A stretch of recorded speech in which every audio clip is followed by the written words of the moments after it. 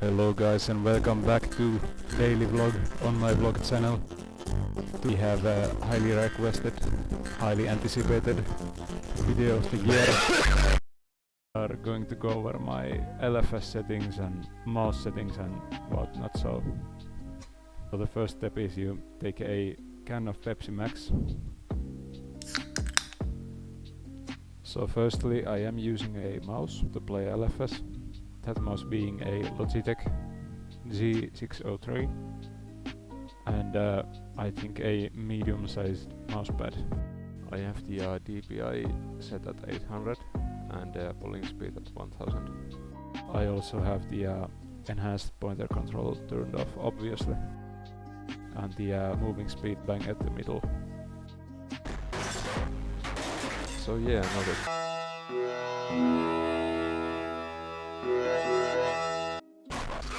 Once again, this next step is really important. Once you have joined, you wanna type in hello, and now we can hit join.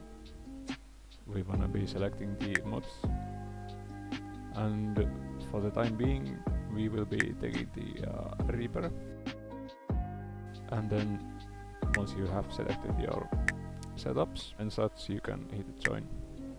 And now you can select the spawn point you want. I like to use the northern spawn. And now for the view settings, you can copy this if you want, but there's not really anything that special here. Field of view 125 and horizon lock strength at 50%. And on the driver page you have the auto clutch setting. If you are new with bikes, I suggest you leave this on, and once you have more experience with bikes you can try and ride with them off. And here I have the wheel / joystick selected. On the axis page I have steering on the mouse X axis and throttle and brake combined on the Y axis. Also on the right I have the multiplayers for the axis. And for the auto settings I have wheel turn at 270 degrees and wheel turn compensation at 0.